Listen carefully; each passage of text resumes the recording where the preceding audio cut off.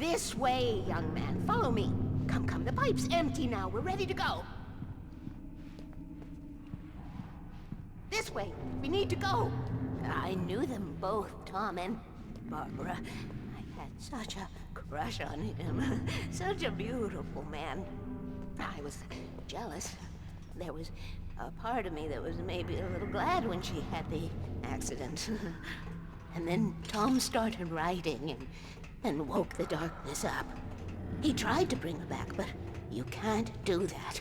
There are no free rides like that. I'm starting to realize that. In that case, young man, perhaps you're a smarter man than Tom was. The witch looked like her, but it wasn't. Barbara was sweet. He didn't understand until it was too late. He tried to undo it, wrote himself, her, everything he'd ever written out of the world. Oh, he was so famous. And afterward, no one knew. Oh, Tom. He left only one thing behind in my care, in case it happened again. Insurance. He trusted me. Or perhaps used me a little. Tom knew how I felt. Knew I wouldn't refuse him. I built the well-lit room and put it there. It's been waiting for you. We are characters trapped in a story you have written, and none of us will survive to see the end of it if the darkness isn't stopped. She'll twist the story to her own dark ends. How do you know all this? Tom, that's the way he wrote it. He still talks to me, you know, in television, from beyond, from below. We have both been touched by the darkness, young man. He saved us both with light, but the darkness stays with you. Leaves a stain. This pipe will take us directly to the well-lit room. Okay, I need to call my friends, tell them where we're going. Hello? Al! Barry, we're headed to the dam in one of the pipes. Meet us there. Okay, I'll tell Sarah. It's Sarah now? Whoa! No! For the sweet love of... Barry! Barry! We gotta go see if they're okay. They're probably dead. You must reach the well-lit room. This is no time to be a selfish idiot. That's my best friend!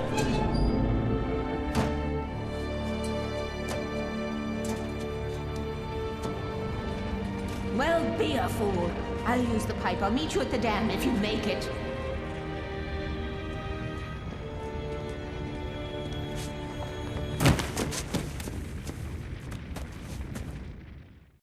At least I didn't have to worry about her. She knew how to stay safe.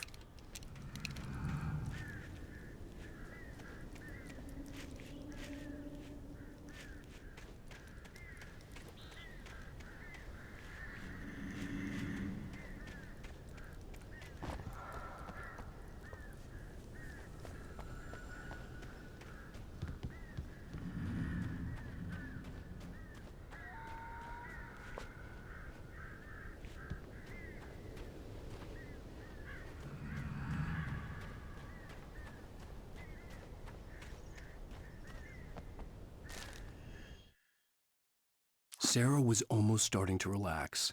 Maybe they could turn this into a win yet. Suddenly, there was a piercing sound, like a table saw gone wild, as 100 birds made out of shadows swarmed into the rotor. The chopper bucked wildly and the board lit up, telling her what she already knew. They were going down. Barry Wheeler screamed next to her.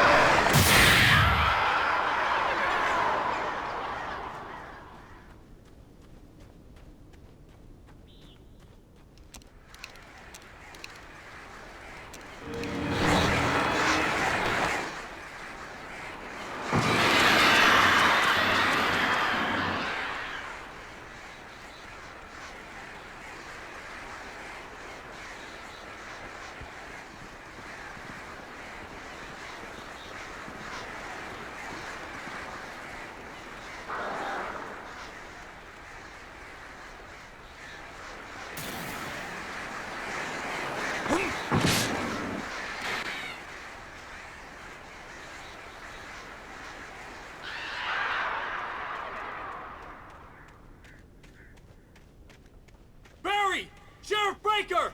Sarah! The crash site looked bad, but as far as I could tell, the wreck was empty.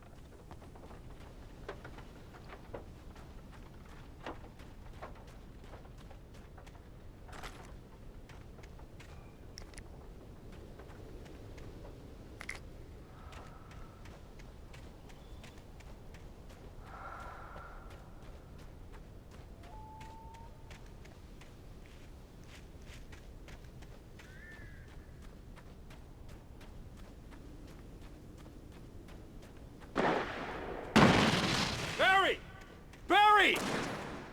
Oh, no you don't! Fight him off! Over here! Hang in there, I'm coming! Here they come! Get the hell back, you freaks! God, no! Stop me! Ah, damn it! Freeze!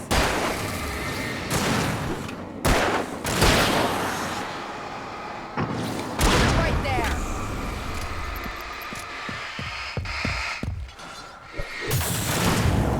Oh, no you don't! Keep shooting! You know when to make an entrance, Wake. We were ready to make like Butch Cassidy and the Sundance Kid. I have a different ending in mind. Yeah, I'm fine. Thanks for asking. I knew you'd be all right. How's that? The flaming eye of Mordor? Ah, laugh it up, funny man. Didn't we have somewhere to go? Weaver will meet us at the dam.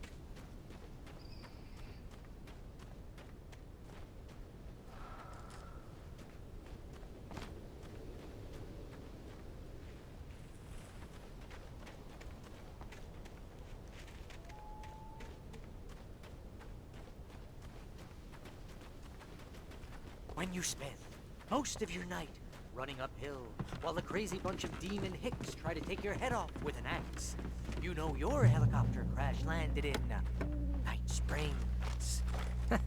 Oh, sweet pool of light. Oh, I should have kept that gym membership. You see those lights? That's the elevator we need to take.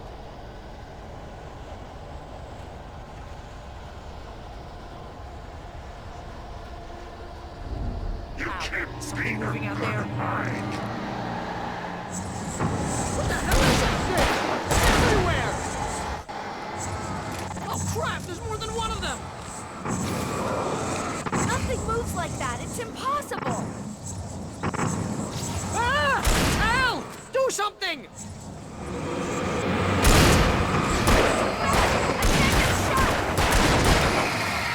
There!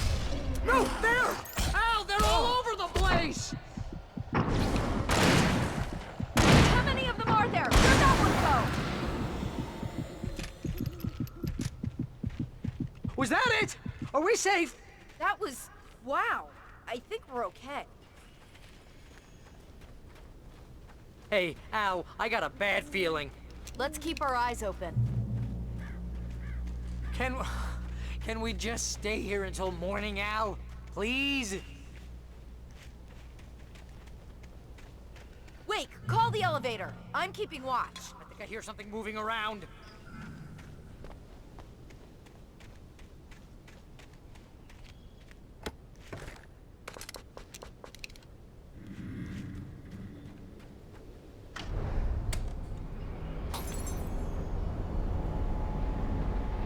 Heads up! Here they come!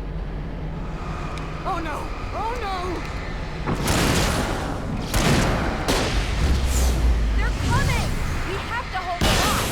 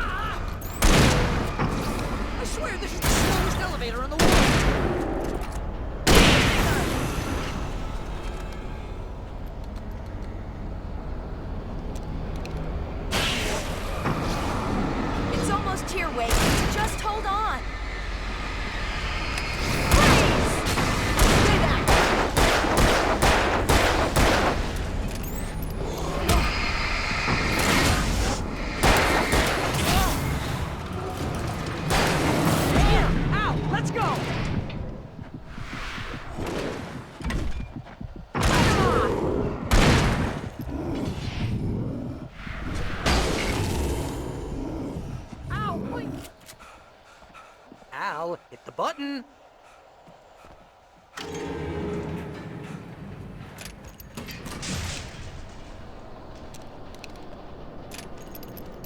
We're almost there. There's an entrance into the dam at the top. What's the plan, Wake? Well, Weaver's crazy, but she's got something Zane left behind. Something to fix this. Gee, could you be a little more vague? Thomas Zane? Seriously? Might as well be Paul Bunyan or Bigfoot. Yeah, well, he was real.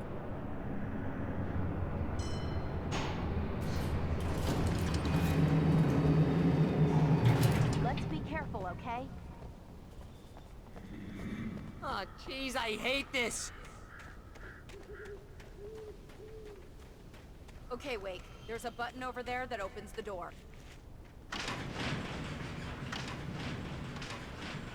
I think something's broken. Hold the button down so we can get in.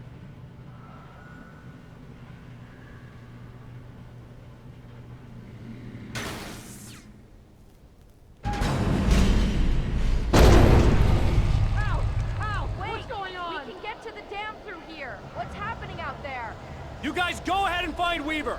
She should be in the dam now. I'll have to make it alone through the top. Okay, Wake. Good luck. Don't get yourself killed. Ow! Please, be careful. I'll take good care of Barry, Wake. You just look after yourself.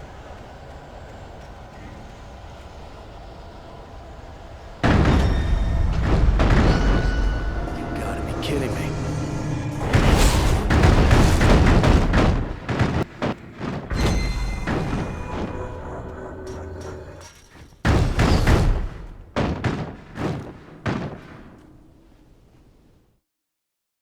Thomas Zane knew he had to remove all that had made this horror possible, including himself. That was the only way to banish the dark presence he had unleashed and now looked at him through the eyes of his dead love.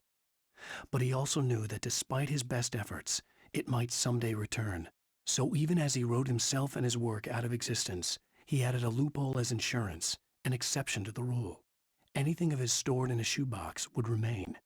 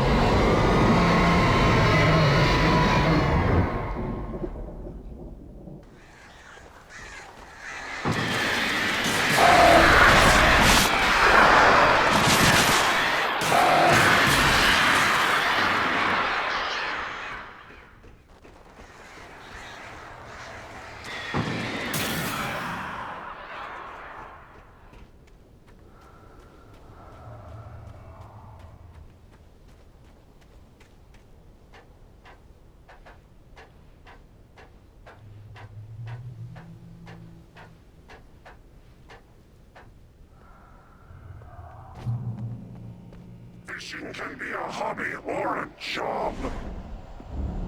I was ridiculously outnumbered. The searchlight could even the odds.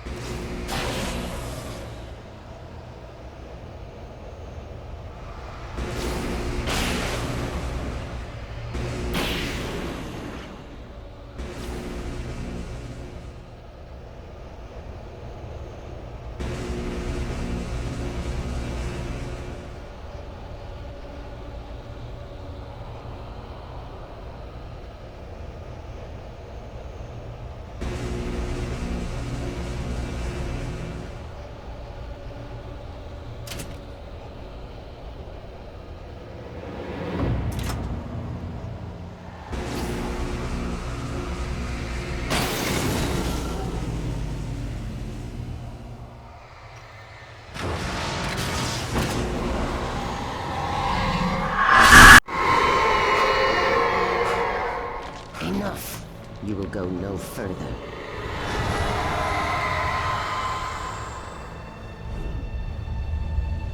Stop now.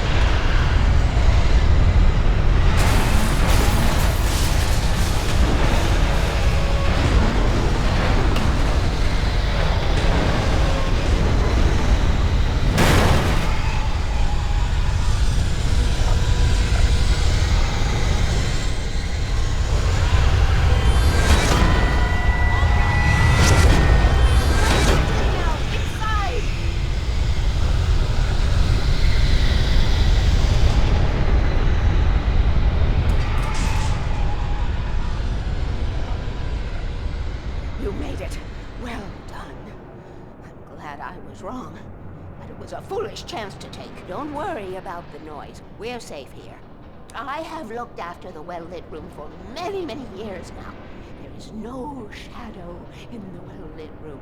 The power is fail-safe, and all the bulbs are numbered and changed regularly based on their make and model. Right.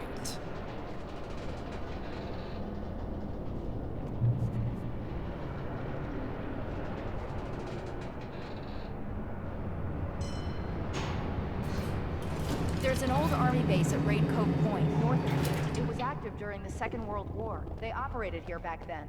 They must have built this. Yes, they did. It's my place now.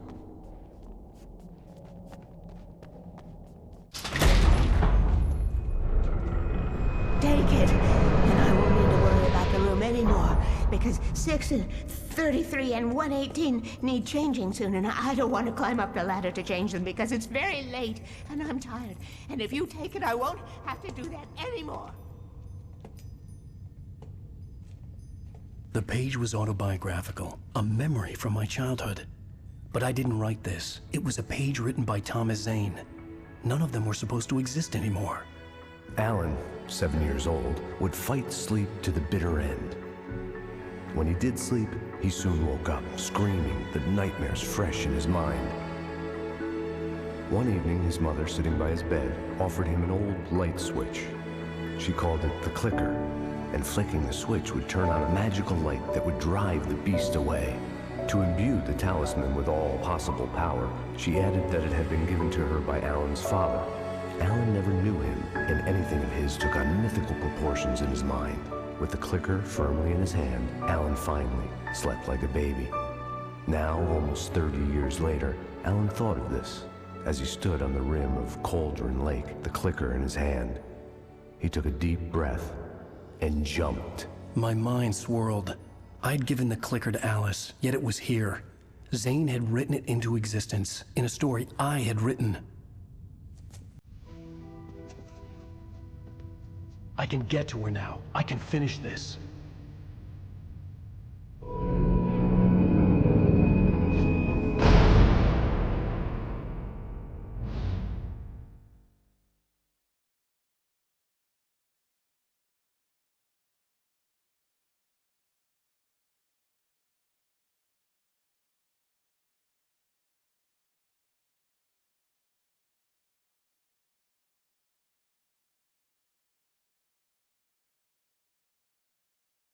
Previously on Alan Wake, I wrote a horror story that has come true. Thomas Zane did the same in the 70s. You will go no further. If I continue like the Dark Presence wants me to, the story I'm writing won't save Alice. It's a horror story. No one will survive. You knew Zane! Thomas Zane! You're the Lady of the Light in the song! He left something behind to help me. The clicker. Alan thought of this as he stood on the rim of Cauldron Lake, the clicker in his hand. He took a deep breath and jumped. I can get to her now. I can finish this.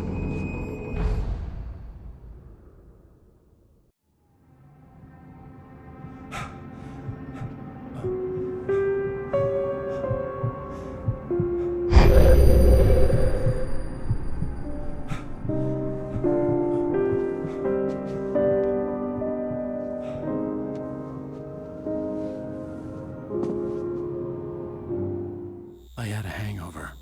My head was about to explode and the light hurt my eyes. I needed my sunglasses and painkillers to dull the pain.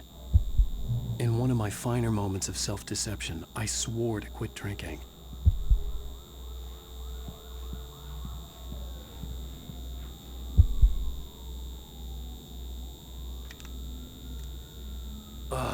The sunglasses made the world look bearable. Now I could keep my eyes open without feeling like a vampire in the sun. I wasn't sure I'd make it out there without some painkillers.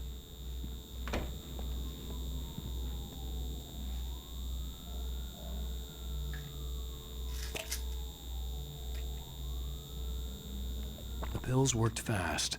The prospect of being awake started to seem bearable again.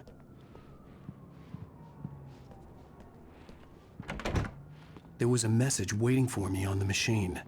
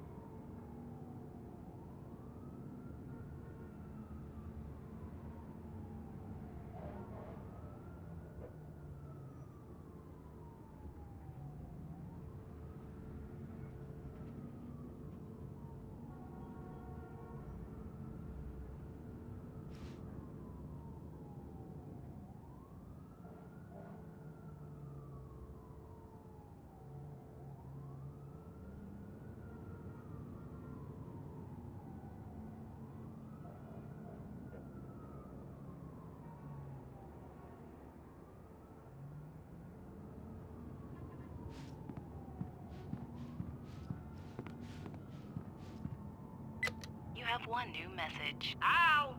Are you still asleep? Wakey, wakey! You should have your show on your TiVo. If Alice wasn't too mad to record it. Yeah, she called me earlier and really chewed me out. Yeah, word last night, but parties are a part of this business. Al, look, I'm saying this as your friend. She's not doing your career any favors by trying to run your life like that, okay? I'll talk to you later, Al. Watch the show!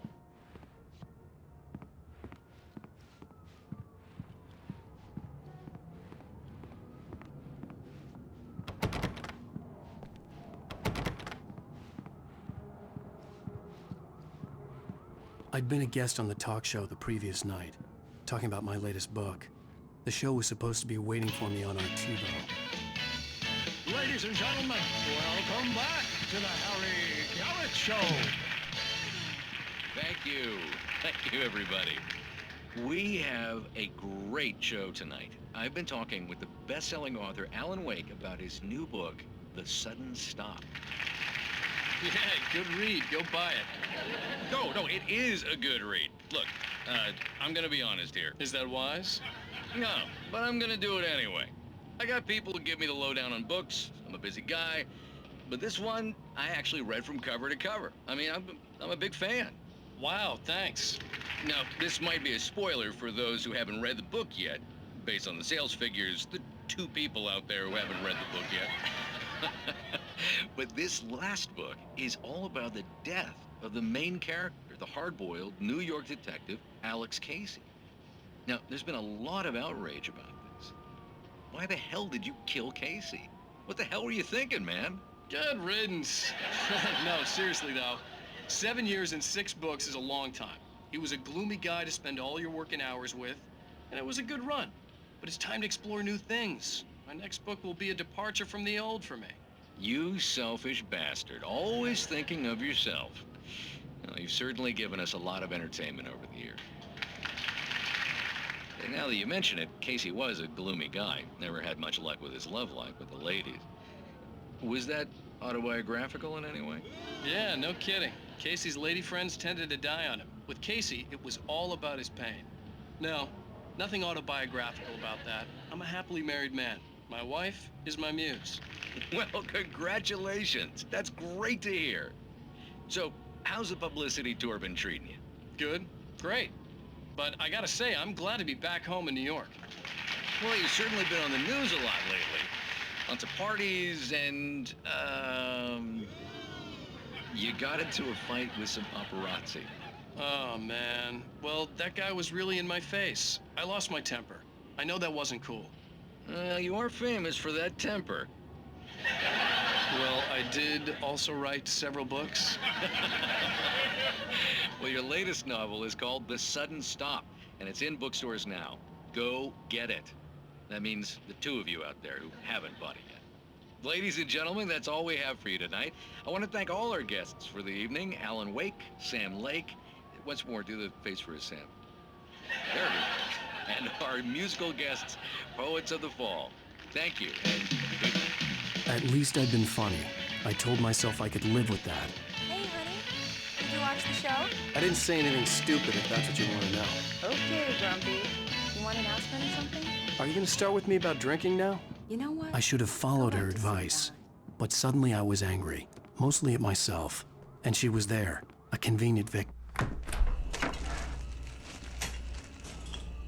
What? Now you can't even talk to me? Well, this morning I was angry because you said you'd be home at midnight and you showed up at 7 a.m. and passed out in mid-sentence. Now I'm over it. Are you angry? This goddamn tour. It's gotten out of hand. Oh, honey. It's almost over, right? We can get back to normal. Then you can start writing again. I'm sorry, honey. Alan, you're not thinking straight. Just take a shower and go back to bed, huh? Yeah, you're right, honey. I'm sorry. Once this is over, let's go away together. A vacation. Just you and me. Some peace and quiet.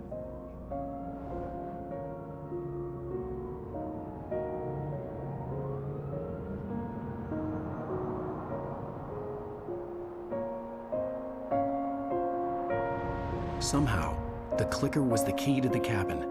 I had to return to Cauldron Lake to save Alice.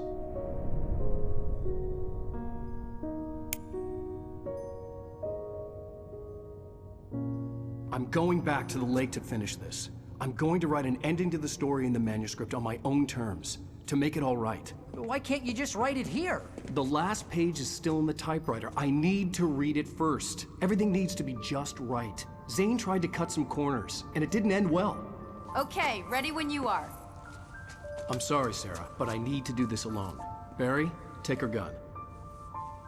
Miss Weaver, close the door when I leave.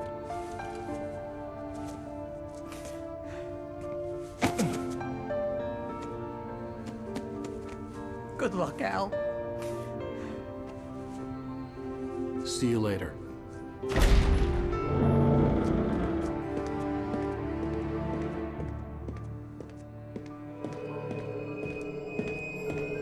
When I got out, it was warm and sunny. I'd flicked the switch of the clicker. Had it done this? I didn't stop to question it. I had to take advantage of the sunlight to get to the lake. On Zane's page, I'd stood on the rim of Cauldron Lake, about to use the clicker. That's where I was headed.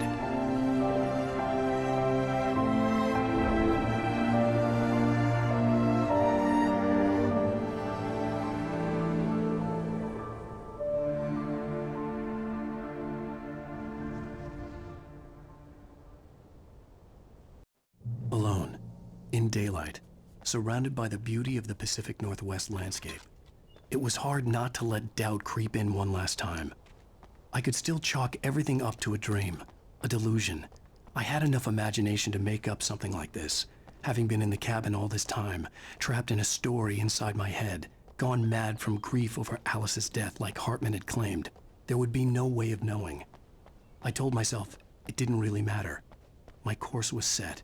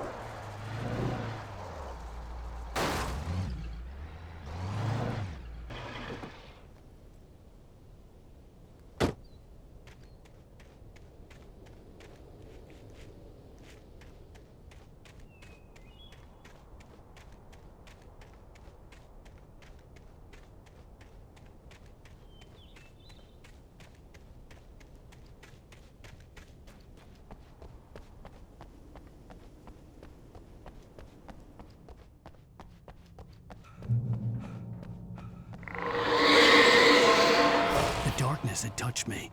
There was a link between us, always would be. I could feel its presence again, getting closer.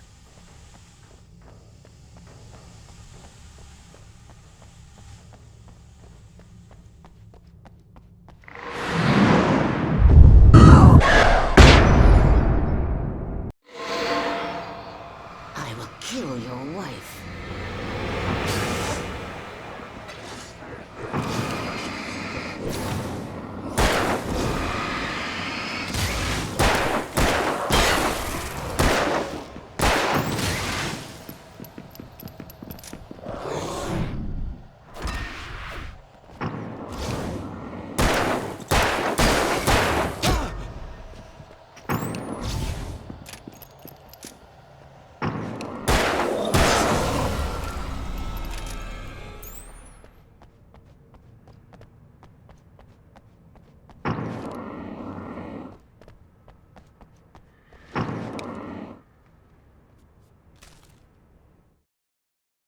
The dark presence was no longer trying to capture the writer so he could create the ending it wanted.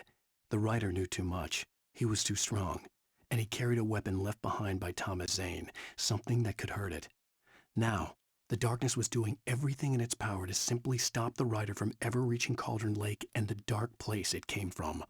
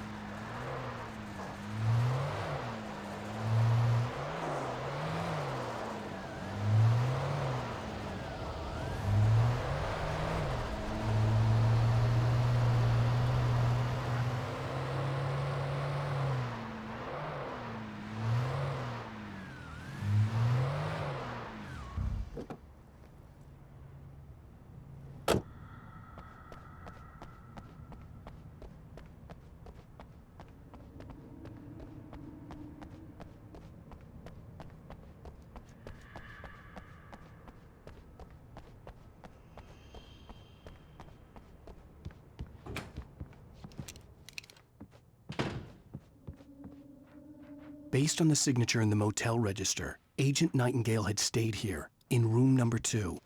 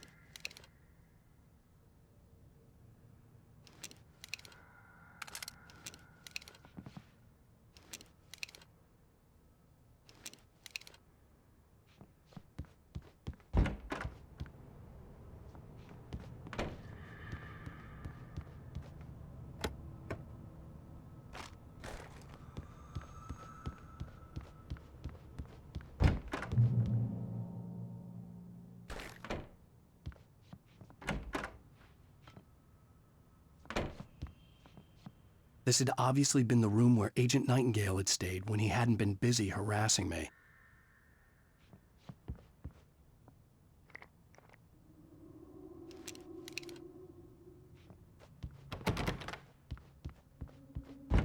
Look after yourself and your co-workers! Could have fooled me, pal.